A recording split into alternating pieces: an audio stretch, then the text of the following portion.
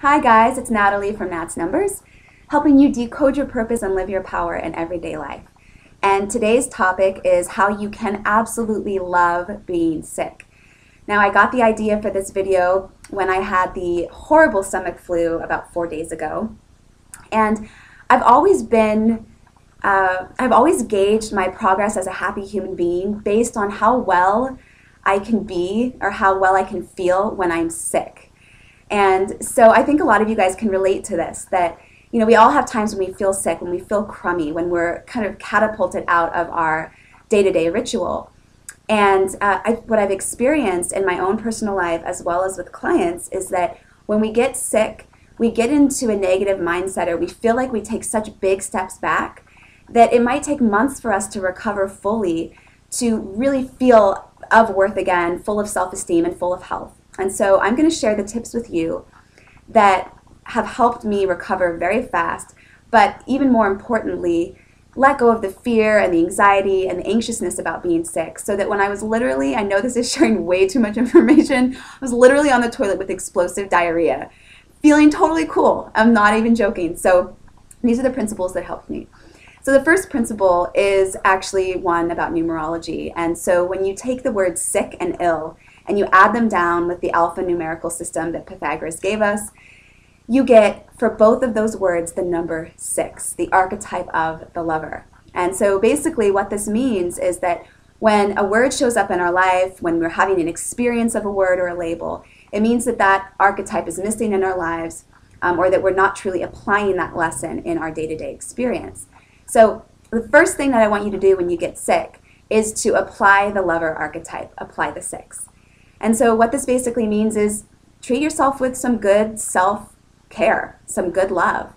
And this is the number of the divine parent, of the mother or father, of nourishment and healing. So oftentimes the clients that I work with that have the lover archetype in their chart as a predominant position, they can get illnesses and become overweight and have a lot of issues with the physical body, primarily because they take care of everybody else but themselves. So if this is a theme for you, you need to learn how to become your own best parent. You need to learn how to take care of yourself.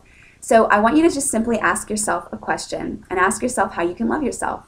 And I know it's such a cliche, but it really works.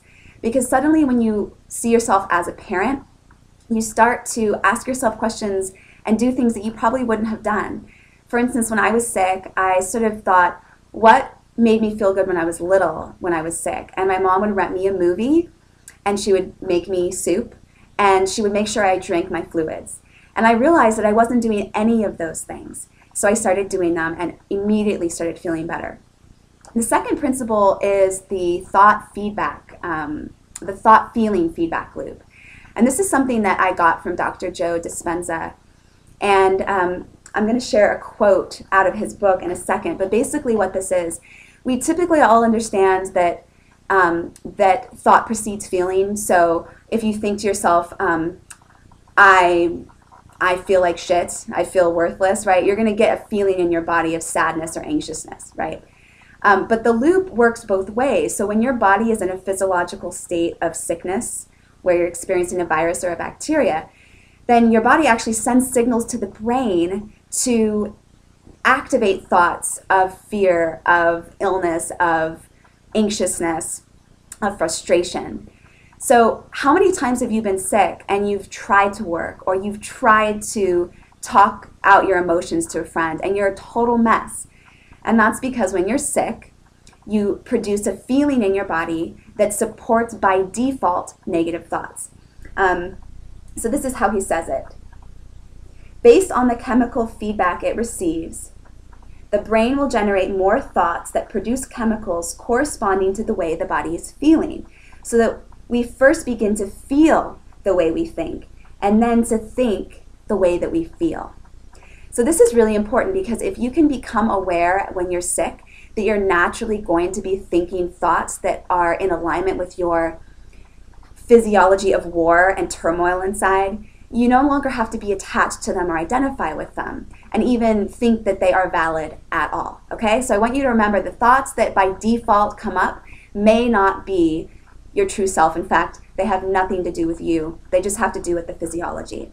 And this goes into the third step, which to me is one of the most powerful. And this is from the science of mind, and it's the whole concept that, that we can influence our body by embodying the archetype of the six, the archetype of the lover. Now, the lover we typically think of as sex and intimacy, right? But the lover also shows itself as being a loving parent that gives out, not commands, but disciplines those that need to take care of themselves. They teach them by being an authority in a loving way, right? So what we want to start to do is we want to, now that we've, number one, identify we need to take care of ourselves. Number two, recognize that by default we're experiencing negative thoughts. The third step we want to do is by using our power of consciousness, of being able to place our attention on something, use it in such a way where we are being a positive parent to the trillions of citizen cells in our body. Here's a really simple quote from Ernest Holmes. This is a huge discovery.